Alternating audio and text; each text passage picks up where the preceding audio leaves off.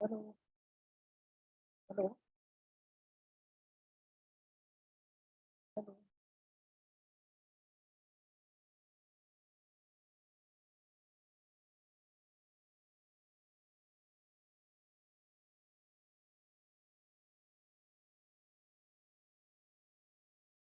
Hello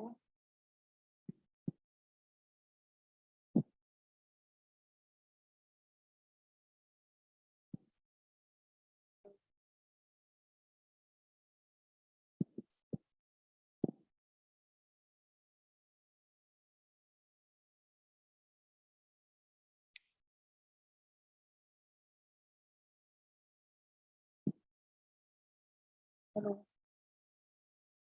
hello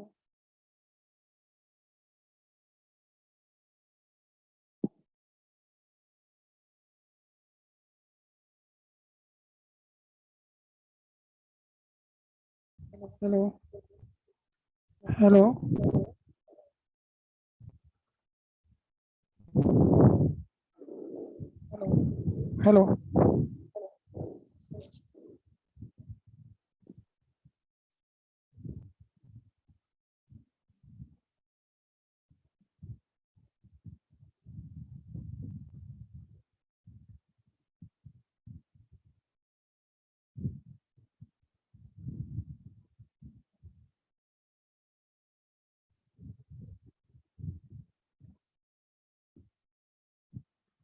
hello hello hello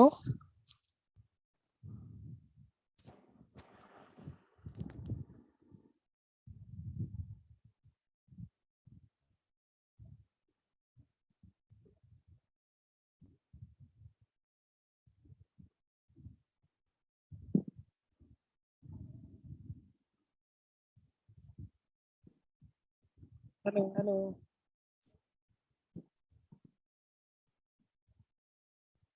hello hello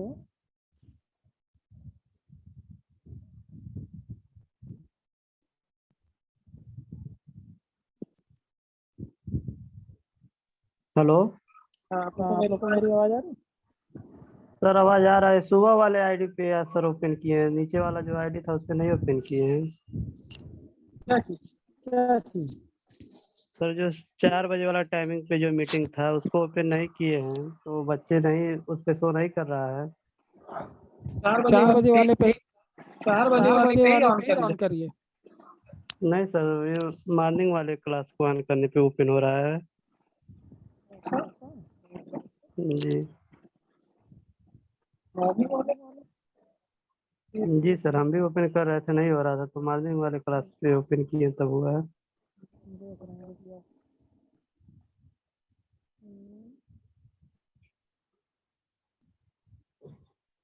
एक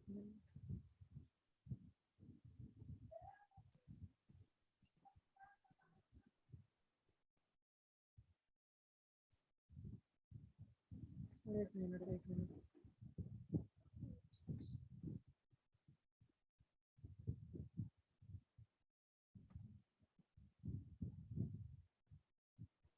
हम 4 बजे ओपन किए।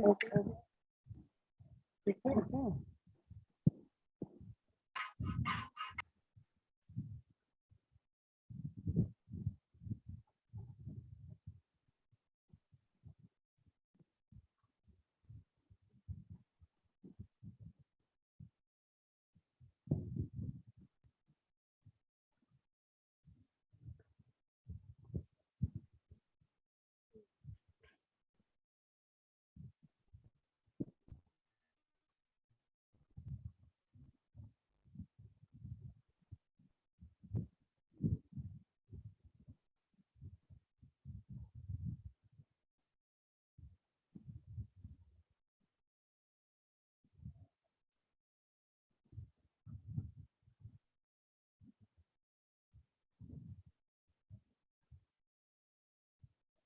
हम आप लोग के ग्रुप में दोबारा भेज रहे हैं। ठीक है। ठीक है।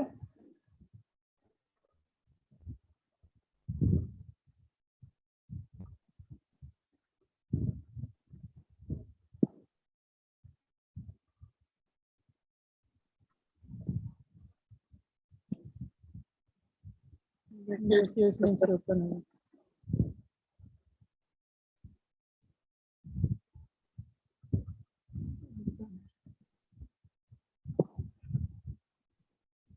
हुआ।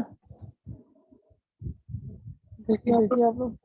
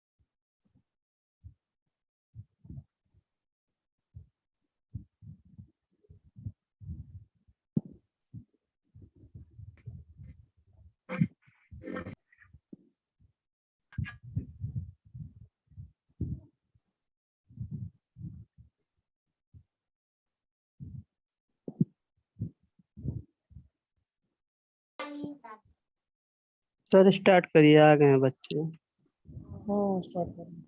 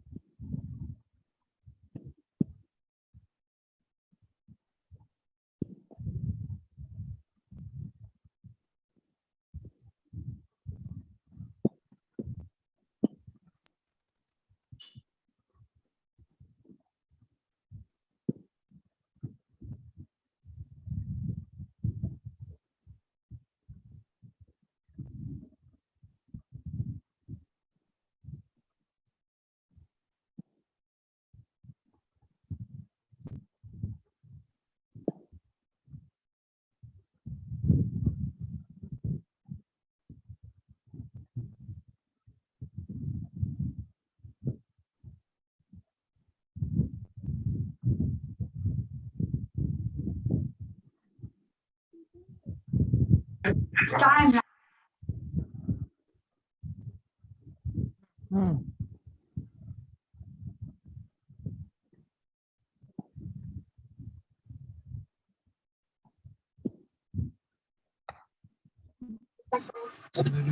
देखिए देखिए आवाज आ रही है आवाज आ आपको? रही है आपको? हेलो। हेलो। यस सर, आ रहा है। हाँ आ रहा है देखिए, हाँ सर। पिछली देखिए बार हमने पिछली बार पढ़ा हमने था पढ़ा था सहसंबंध के सहसंबंध बारे के बारे में। में। ठीक है, ठीक है, डबल आवाज डबल आ रही आवाज आ रही? नहीं सर सर जी। इको हो रहा ठीक हो रहा इको ना? हो रहा है ना? है जी। अब अभी अभी भी इको आ रही नहीं है? ठीक, नहीं ठीक है ठीक। सर। देखिए सहसंबंध के बारे में हम लोगों ने पढ़ा था कि सामान्यतः हम कहते हैं कि विज्ञान, इतना हम लोग पढ़ चुके हैं कि सहसंबंध है क्या। सहसंबंध का मतलब होता है कोरिलेशन, पता करना दो चरों के बीच में। हम ये देखते हैं कि एक चर का दूसरे चर पे कितना प्रभाव पड़ रहा है। ठीक है। सर थोड़ा अगर सा जूम कोई कर दीजिए। है। जूम सर थोड़ा कर दीजिए, 90 पे कर दिए, 90%। ठीक ठीक। ज़्यादा हो जा रहा है। नहीं सर ठीक है, दिखाई दे रहा है। चलो दिख रहा है। जी सर दिखाई दे रहा है।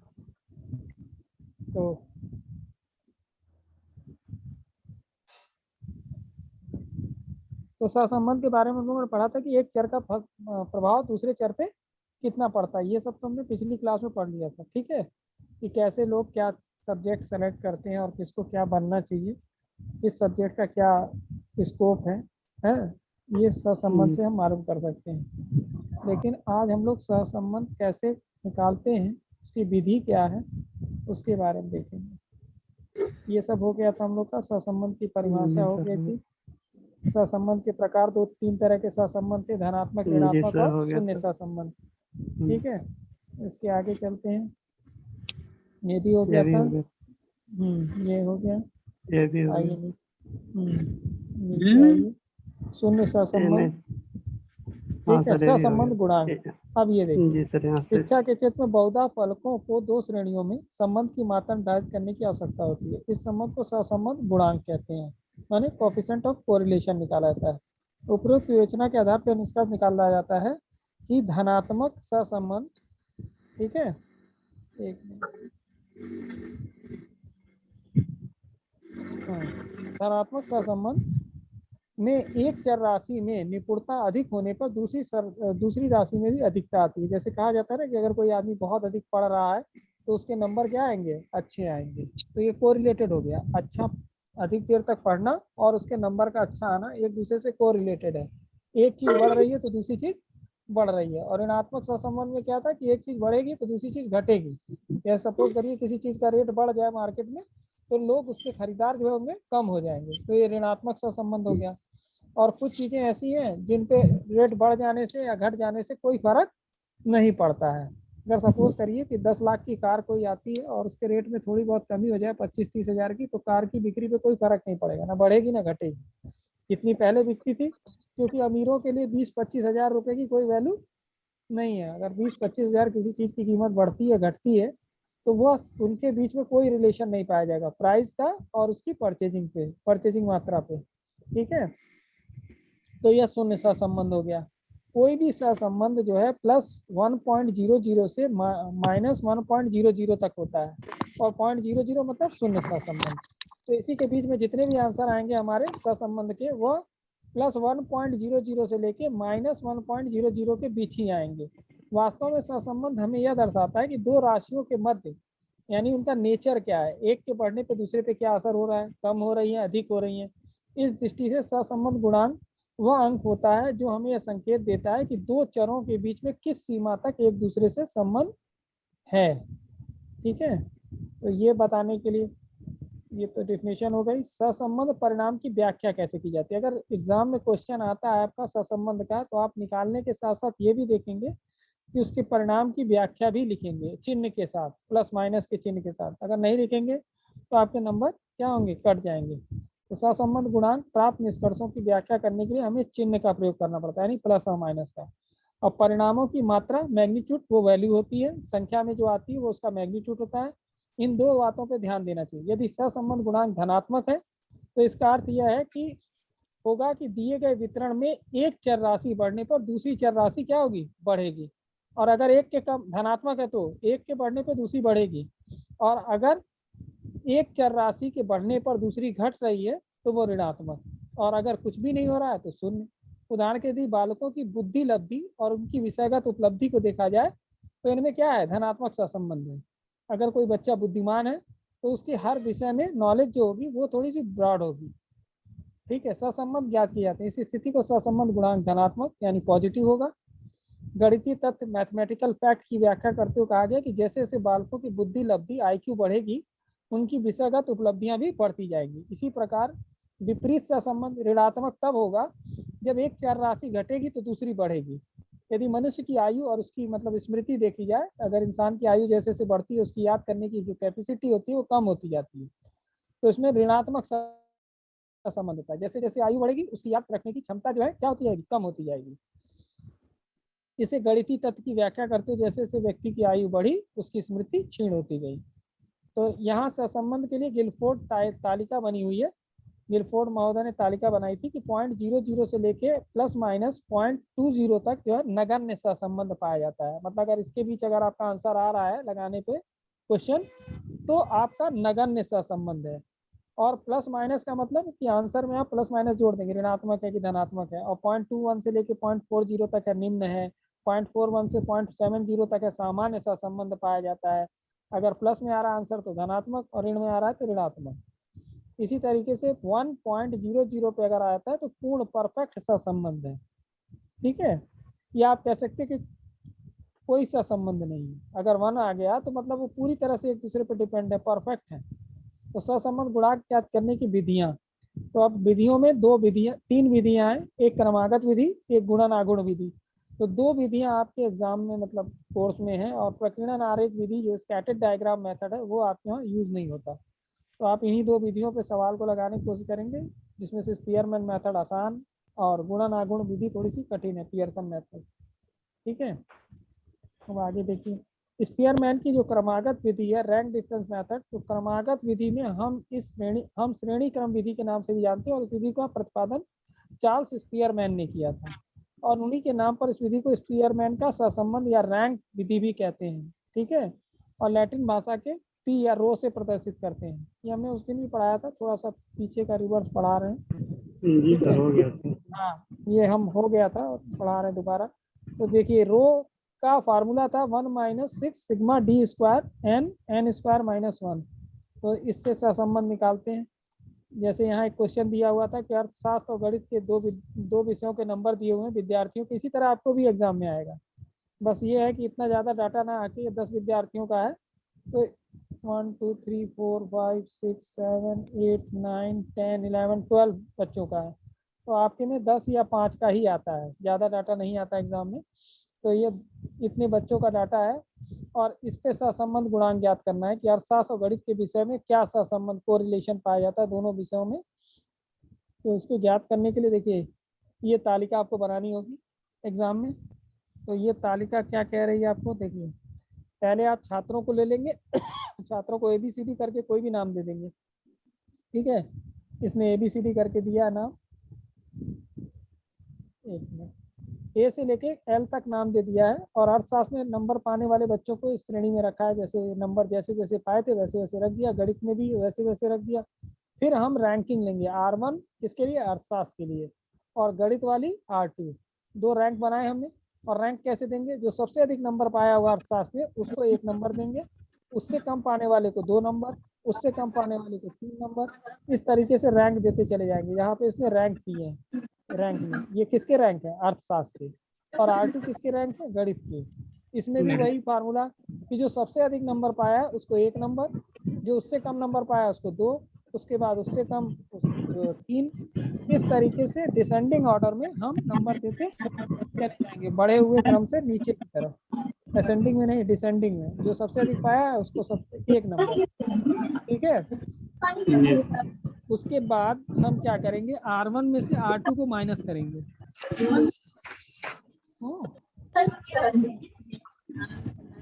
R1 में से R2 को माइनस करने पे हमको D मिलेगा। ये हो सकता है कि कभी कभी D की वैल्यू माइनस में आए। सपोज करिए यहाँ पर 3 है, यहाँ 1 है। अगर यहाँ 1 होता और यहाँ 3 होता तो वैल्यू क्या आती, -2 माइनस आती है। तो कभी कभी ऐसा हो सकता है कि आपको सवाल लगाते समय वैल्यू क्या हो, माइनस में आए, तो भी कोई फर्क नहीं पड़ता, क्योंकि जब ये वैल्यू माइनस में भी आएगी, जब हम इसका स्क्वायर करेंगे तो हमेशा प्लस हो जाएगा, क्योंकि दो माइनस आपस में मल्टीप्लाई करने के बाद क्या बन जाते हैं, प्लस। हाँ, तो ये इसी गड़बड़ी को दूर करने के लिए इसने डी स्क्वायर का कॉन्सेप्ट रखा है। डी स्क्वायर इसीलिए निकाला है कि एब्सोल्यूट वैल्यू आ जाए, इसमें प्लस माइनस का जाम ना हो। डी की कोई कैलकुलेशन नहीं करते, हम वैल्यू किसकी कैलकुलेट करते हैं, डी स्क्वायर की। अब देखिए इसने डी स्क्वायर को पूरा जोड़ लिया, पूरी जो डी स्क्वायर में जितनी वैल्यू है सबको जोड़ के क्या लिया है, 48। और बच्चे कितने थे हमारे पास, 12, 12। अब आगे बढ़ते देखिए, इसके बाद इसने फार्मूले में पुट कर दिया। तो ये फार्मूले में 6 था तो 6 वैसे ही रहा। सिग्मा डी की स्क्वायर की वैल्यू क्या थी, 48, तो उसने रख दी। बच्चे कितने थे, 12। फिर ब्रैकेट में 12 का स्क्वायर -1, तो 12 का स्क्वायर होता है 144, उसमें से 1 माइनस कर देंगे 143 आ जाएगा। 12 हमारे पास है ही है, और ऊपर 6 का मल्टीप्लाई 48 से करेंगे तो 288 आ जाएगा। अब इसको हमने सॉल्व किया तो यहाँ पे 288 और 12 को जब 143 से मल्टीप्लाई किया तो क्या है, 1716। अब इसको हम 1 से माइनस करेंगे पूरे को एलसीएम लेके, तो हमने एलसीएम लिया तो क्या आया एलसीएम 1716 और 1 से जब है तो वही की वही वैल्यू आ गई सेम टू सेम और उसको माइनस किया 288। तो देखिए वैल्यू क्या आई हमारे पास, ये वैल्यू आ गई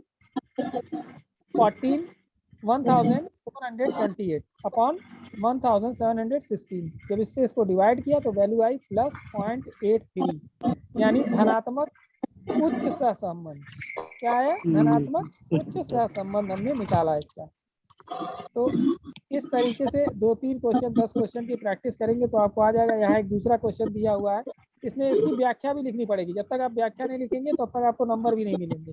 इसमें व्याख्या लिखी, अर्थशास्त्र और गणित के 2 विषयों में 12 छात्रों को मिले प्राप्तांकों का परिणाम यह दर्शाता है कि गणित और अर्थशास्त्र के विषय में आपस में उच्च सहसंबंध पाया जाता है। यानी जो बच्चा गणित में तेज होगा वो अर्थशास्त्र में तेज होगा, जो अर्थशास्त्र में तेज होगा वो गणित में तेज होगा। तो इनके बीच में क्या है? उच्च धनात्मक सहसंबंध है। अब यहाँ पे एक और है कि पिता की ऊंचाई और बच्चों की ऊंचाई, इन दोनों को लेके चला। ये सब डाटा इसका ये क्वेश्चन के रूप में आएगा आपके पास। इतना हिस्सा पिता की लंबाई इंच में दिया है और पुत्र की लंबाई इंच में दिया है। ये डाटा आपको क्वेश्चन में मिलेगा और उसके बाद आप ऐसी तालिका बनाएंगे। इससे ये तालिका बनी, पिता की ऊंचाई लंबाई की तालिका हो गई, पुत्र की। टोटल कितने लोगों का डाटा दिया गया है? 9 लोगों का। 9 पिता हैं और 9 ही पुत्र हैं। उसके बाद हम रैंकिंग देंगे। रैंकिंग देने का तरीका फिर वही रहेगा, जो सबसे अधिक है लंबा, पिता कौन सा लंबा है? 80 वाला, तो इसको हमने 1 दिया। 60 वाला को 2 दिया। उससे कम वाला क्या है? 35, तो उसको 3 दिया। इस तरीके से हम रैंकिंग देते चले गए। सबसे कम क्या है? 20, तो 20 वाले को हमने 9 रैंकिंग दी। इस तरीके से पुत्र की लंबाई को भी हम रैंकिंग दिए। ये रैंकिंग देते हुए चले गए। फिर R1 में से R2 को माइनस किया, 9 में से 9 गया, क्या बचा? 0। अब 8 में से 6 गया, 2 आया। 4 में से 4 गया, 0। 6 में से 7 गया, -1। यहाँ गलत है, ये थोड़ा मिस्टेक है, यहाँ -1 होगा, यहाँ -1 होगा। ठीक है, ये इसमें मिस्टेक है। 5 में से 5 गया, 0 होगा। 7 में से 8 गया, यहाँ भी -1 होगा, ये भी मिसप्रिंट है। तो पूरा क्वेश्चन गलत है। हाँ, ये गलत नहीं है, प्रिंटिंग नहीं सर, डी स्क्वायर में आ जाएगा आंसर। उससे कोई फर्क नहीं पड़ेगा क्योंकि डी स्क्वायर में वैल्यू सही हो जाएगी। वो वैल्यू डी स्क्वायर में सही हो जाएगी। 3 में से 8 गया 0, 2 में से 2 गया 0, 1 गया 0। अब हमने डी स्क्वायर निकाला इसका, तो इसमें वैल्यू जो है एक 4 है, एक 1 है, एक 1 है, बाकी सब तो 0 ही है। तो 4, 1, 5 और 1, 6। ईडी की वैल्यू क्या आई? सिग्मा ईडी की 6। अब हम इसको फार्मूले में पुट कर देंगे। इस पे देखिए, सिग्मा ईडी की वैल्यू थी 6, 6 × 6 36 हो गया। 9 लोगों का था डाटा, तो 9 का स्क्वायर -1, 9 का स्क्वायर 81 हो गया। 81 में से 1 गया, 80 हो गया। 9 को 8 से मल्टीप्लाई किया, 720 और 6 × 36। तो देखिए वैल्यू क्या आई? ये सर क्या हो रहा है? अल्लाह हो सर रहा है। हेलो। हाँ हाँ सर जी बंद करवाइए, सबका म्यूट करवाइए आवाज जल्दी से। बोल दीजिए जो जिसको बात करना म्यूट करके बात करे। रुको, हम सबका बंद कर आवाज दें। बहुत आ रहा है सर जी। म्यूट ऑल कर देना। जिसको पढ़ना हो पढ़े सर जी, आवाज।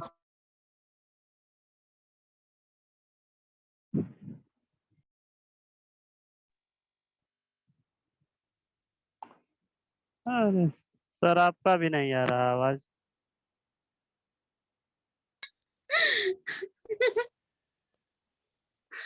सर अपना नहीं म्यूट कर दिए।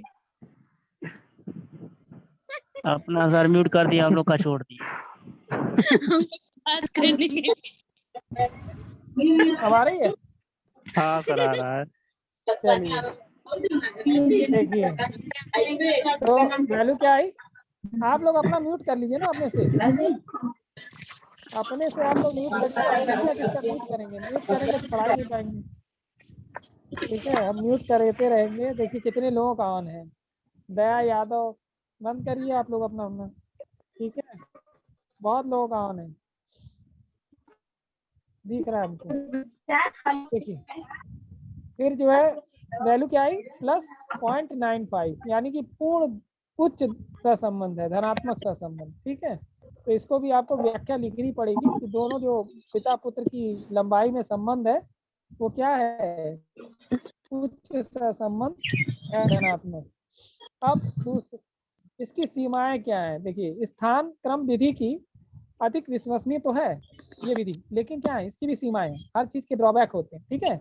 अधिक विश्वसनीय नहीं मानी जाएगी। इस विधि में अंकों में केवल स्थान क्रम रैंक को ही स्थान दिया जाता है, ध्यान दिया जाता है, उनके अपने मान पर कोई ध्यान नहीं दिया था कि उनकी वैल्यू कितनी है। उदाहरण के लिए सपोज करिए कि ABC ने गणित में 30, 40, 50 अंक प्राप्त किए और अंग्रेजी में 70, 80, 90, तो पहली और दूसरी स्थिति में स्थान क्या देंगे हम, 3, 2 एक ही होंगे, लेकिन ध्यान से देखिए नंबर क्या है, उसको गणित में नंबर मिले हैं 30, 40, 50, ठीक है, और रैंक क्या मिल रही है 1, 2, 3, और यहाँ पे बहुत अधिक नंबर मिलने पे भी रैंक क्या मिल रही है 1, 2, 3। तो ये इस विधि की कमी है कि कम नंबर वाले को भी अगर वो क्रम है तो रैंक वही मिलेगी, दूसरे में बहुत अधिक नंबर पाया है तो भी रैंक वही है। तो यदि हम अंग्रेजी के अंकों को 100, 110, 120 कर दिए जाए तब भी स्थान क्रम वही रहेगा। अब इस विधि के प्रत्येक स्थिति में एक समान उत्तर ही आएगा, तो यह इस विधि को ज्यादा आप सटीक नहीं मान सकते, किसको, रैंकिंग मेथड को सहसंबंध निकालने के लिए। इसके अतिरिक्त जब आंकड़ों की संख्या इनके मध्य हमें अनुबंध की मात्रा निकालनी होती है तो 30 से अधिक हो, तब ऐसी विधि में भी यह विधि काम नहीं करती। मतलब अगर 30 से ज्यादा लोगों का आपको सहसंबंध निकालना हो तो ये रैंक मेथड बिल्कुल काम नहीं करता। उसके बाद तो इसके जो परिणाम आते हैं वो गलत आते हैं, यानी 30 लोगों से ज्यादा के ऊपर आप ये स्पीयरमैन का रैंकिंग मेथड यूज नहीं कर सकते। इसके अतिरिक्त अन्य देखिए सहसंबंध गुणांक के उपयोग क्या होते हैं। देखिए एक तो भविष्यवाणी करने में सहायक होते हैं, कोरिलेशन अगर आप किसी का बता देते हैं तो आप भविष्यवाणी कर सकते हैं। बहुत सारे लोग कहते हैं ना कि नंबर फलाने के अधिक आए, तो नंबर अधिक आए तो वो भविष्य में क्या बन सकता है, लोग भविष्यवाणी कर देते हैं। परीक्षण की विश्वसनीयता ज्ञात करने के लिए भी कर सकते हैं, परीक्षण की वैधता ज्ञात करने के लिए भी सहसंबंध का उपयोग करते हैं। कठिनाइयों का निदान करने में, अगर कहीं कोई प्रॉब्लम है उस प्रॉब्लम को दूर करने में भी सहसंबंध काम करता है। वंशानुक्रम और वातावरण के प्रभावों की जानकारी देने में भी सहसंबंध कोरिलेशन काम करता है, ठीक है।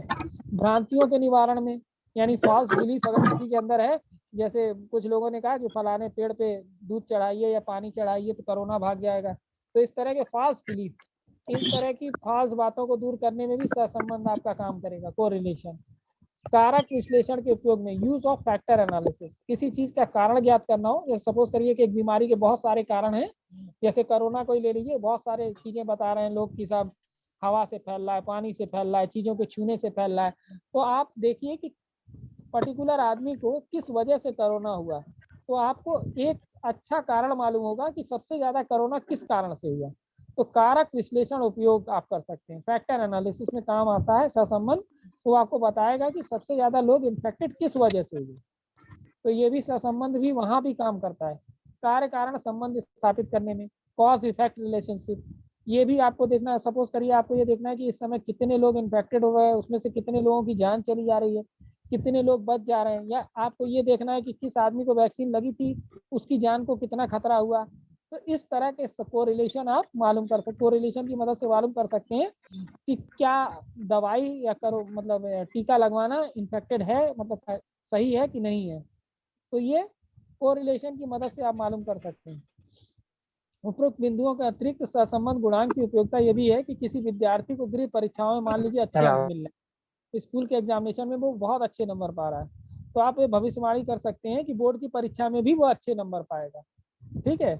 विश्वसनीयता ज्ञात करने के लिए, मान लीजिए कोई टेस्ट आपने यूज किया, रीटेस्ट मेथड लगाइए, दोबारा उस टेस्ट को लीजिए, अगर दोबारा टेस्ट लेने पे भी वही सेम नंबर आ रहे हैं तो समझ लीजिए कि आपका जो टेस्ट है वो विश्वसनीय है। स्प्लिट हाफ मेथड भी कहते हैं इसको, सहसंबंध गुणांक से उसका अनुमान निकाला जाता है। फिर वैधता ज्ञात करने के लिए सहसंबंध गुणांक का यूज होता है। यदि किसी बड़े समूह को परीक्षण देकर हमने यह सिद्ध कर दिया कि विज्ञान और गणित में धनात्मक सहसंबंध पाया जाता है। बहुत सारे लोग कहते हैं कि जिनका विज्ञान अच्छा होता है उनका गणित भी अच्छा होता है, तो इसमें क्या है, कोरिलेशन है। और प्रत्यक्ष में हम कक्षा में ऐसा नहीं देखते। सपोज करिए कि आपको ऐसे बहुत सारे लोग मिलते हैं जिनका गणित अच्छा है, विज्ञान अच्छा नहीं है, ठीक है, तो उसका संबंध से आप वो भी जान सकते हैं, और अगर ऐसा है तो उसका समस्या का निदान भी कर सकते हैं। Francis Galton, Karl Pearson, Thorndike ने क्या किया था, वंशानुक्रम वातावरण पर व्यक्तियों के प्रभाव का अध्ययन किया था इसी विधि से, ठीक है। अब बुद्धि के स्वरूप को समझने के लिए सर्वप्रथम स्पीयरमैन ने फैक्टर एनालिसिस टेक्निक का भी प्रयोग किया था। वातावरण पर छात्रों की उपलब्धि और मनोबल पर क्या प्रभाव पड़ता है, जैसे कहते हैं ना कि आपका वातावरण पढ़ाई का नहीं है तो आप जो है डल होंगे पढ़ने में, या छात्रों की उपलब्धि और मनोबल, आप मोटिवेट नहीं है तो भी आपकी पढ़ाई में कम नंबर आएंगे। तो इस तरह के अध्ययन किए जाते हैं इससे। ठीक है, फिर गुणन आगुण विधि, इस विधि को कार्ल पियर्सन विधि भी कहा जाता है। इससे भी सहसंबंध निकालते हैं। थोड़ी सी कठिन विधि है, इसका फार्मूला ही कठिन है, देख रहे हैं। R equal to X Y, मतलब दो ये चर हैं आपके जिनके बीच में आप सहसंबंध निकाल रहे हैं, और ये फार्मूला है। सिग्मा का मतलब सम होता है, एन का मतलब संख्या है, आई का मतलब होता है इंटरवल, जितना इंटरवल है उनके बीच में, और ये दो अंडर रूट मैथड से आप इसको निकालते हैं। देखिए मैथड क्या है निकालने का। तो सामान्यतः इस फार्मूले को इस तरह भी लिखते हैं, यहाँ एक्स और वाई जो है अर्थमेटिक मीन्स की क्रमशः एक्स श्रृंखला और वाई श्रृंखला है। इसे कार्ल पियर्सन ने सहसंबंध गुणांक में परिकलन या प्रत्यक्ष या सीधी विधि कहा था। यदि इसमें भ्रम की कोई संभावना ना हो तो हम आर मतलब रिलेशन से है, ठीक है, को रिलेशन से एक्स वाई को बस आर ही लिख देते हैं। मतलब आप एक्स वाई हटा दीजिए, उसकी जगह आर भी यूज कर सकते हैं। इसे गणितीय विधि में -1 से लेके कोरिलेशन जो होता है वो +1 के बीच में होता है। ठीक है, कहाँ तक पाया जाएगा? -1 से अधिक होगा और +-1 से क्या होगा? कम होगा। यदि चरों के मध्य सहसंबंध अनुरेखी है तो कार्ल पियर्सन के सहसंबंध गुणांक के मान की व्याख्या निम्नलिखित तरीके से करेंगे। देखिए क्या है, तो ये इन्होंने एक सारणी दी कि अगर +1 में वैल्यू आ रही है तो पूर्ण स्पष्ट सहसंबंध है। ठीक है, और अगर 0.75 से वैल्यू जो है आपकी 1 के बीच में है तो उच्च स्थितिक धनात्मक सहसंबंध है। 0.50 से लेके 0.75 तक है तो सामान्य धनात्मक सहसंबंध है। 0 से 0.50 तक है तो निम्न स्थिति धनात्मक सहसंबंध है। और आर की वैल्यू 0 आ रही है तो कोई सहसंबंध नहीं, यानी 0 सहसंबंध है। ठीक है, अब आइए, अगर वैल्यू 0.50 माइनस में और 0 के बीच है तो निम्न ऋणात्मक सहसंबंध, यही -0.75 से 0.50 तक है तो सामान्य, और -1 से लेके 0.75 है तो उच्च स्थिति ऋणात्मक सहसंबंध, और -1 में है तो पूर्ण स्पष्ट ऋणात्मक सहसंबंध है। ठीक है, तो ये इनका तरीका था। कार्ल पियर्सन के सहसंबंध गुणांक को प्रोडक्ट मोमेंटम सहसंबंध गुणांक भी कहते हैं। Karl Pearson product momentum method भी कहते हैं। कार्ल पियर्सन के सहसंबंध गुणांक में आर को, मतलब आर को जो कि उसने स्पीयरमैन ने पी के रूप में लिखा था, तो पी से भी निर्दिष्ट करते हैं। और पी को ग्रीक वर्ड में रो कहते हैं। रो मतलब सहसंबंध में रो स्पीयरमैन ने भी यूज किया था। कार्ल पियर्सन के ज्यामितिक सहसंबंध गुणांक की गणना निर्धारक गुणांक भी कहा जाता है। सामान्यतः आर जो है वो 0.753 है तक निर्धारण का। ठीक है, इसका स्क्वायर आप करेंगे अगर 0.753 का तो ये आएगा 0.567 होगा। निर्धारण का गुणांक हमेशा 0 और 1 के बीच होना चाहिए। ठीक है, ये कार्ल पियर्सन जी ने बताया था।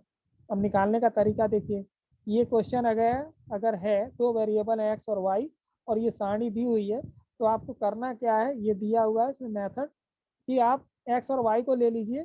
ठीक है, और इनको इसने क्या किया है, एक्स और वाई को वैल्यू दी है 1, -1, +1, +4, -3। किस तरीके से दी है वैल्यू बताइए? ये वैल्यू कहाँ से आई है इसके पास? बोलो कोई। हेलो जी सर। बोलिए। Yes sir. इस पहले तो हाँ बताइए वैल्यू कहाँ से आई है? +1, -1, -3, -6, +5 कहाँ से आई वैल्यू?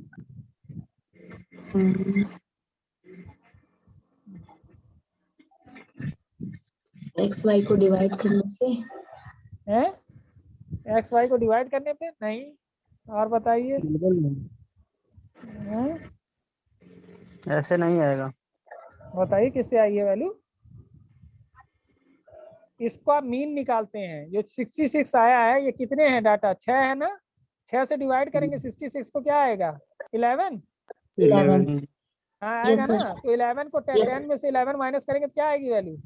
-1। हाँ, इस तरीके से आई है। अब जो है 12 में से 11 माइनस करेंगे क्या वैल्यू आएगी? +1। अब 15 में से 11 माइनस करेंगे क्या वैल्यू आएगी? +1 +4। फिर 8 में से 11 को माइनस करेंगे तो क्या वैल्यू आएगी? -3। 5 में से 11 को माइनस करेंगे क्या वैल्यू आएगी? -6। 3 में से 11 को माइनस करेंगे +5। इस तरीके से वैल्यू आई है। इसका मीन निकालेंगे, अर्थमेटिक मीन। ये 6 आइटम है, 6 से डिवाइड करेंगे 66 को तो 11 आएगा, और उसको इसमें से माइनस करते चले जाएंगे तो ये वैल्यू आएगी एक्स वाली। इसी तरीके से वाई की वैल्यू निकालेंगे और इसको एब्सोल्यूट वैल्यू लाने के लिए हम क्या करेंगे, इसका स्क्वायर निकालेंगे जिससे प्लस माइनस हट जाए, और इसी तरीके जी। से y का निकालेंगे और फिर क्या करेंगे, x y का मल्टीप्लाई करेंगे। किस x y का, इन दोनों का +3 का और -1 का, तो मल्टीप्लाई किया तो -3 आ गया। ठीक है, फिर 4 और 1 का मल्टीप्लाई किया तो दोनों प्लस में था, 4 आ गया, 4 4 जा 16 प्लस माइनस माइनस 16 आ गया, 3 2 जा 6 प्लस 6 आ गया, माइनस माइनस थी तो दोनों माइनस माइनस प्लस हो गया, -6 और -1 का मल्टीप्लाई किया तो क्या आया +6, और 5 और 0 का किया तो 0 आ गया।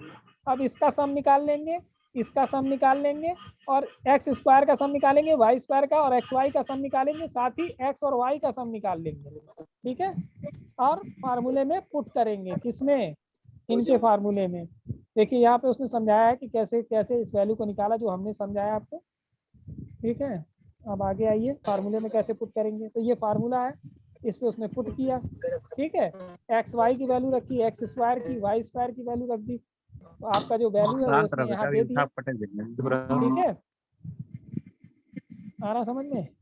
अब यहाँ पे इसने आर निकाला, तो 3 × 88 और 46, जब दोनों को मल्टीप्लाई किया तो क्या आया 4048, और ऊपर वैल्यू जो थी वो क्या थी, क्योंकि ये -3 थी तो ये -3 रही। अब इसका जब अंडर रूट निकालेंगे, अंडर रूट निकालना हमने क्लास में बताया था कैसे निकालते हैं, तो 63.62 आया, और जब इससे -3 को डिवाइड करेंगे तो वैल्यू आएगी -0.047, यानी कि बहुत ही निम्न सहसंबंध है, कोई सहसंबंध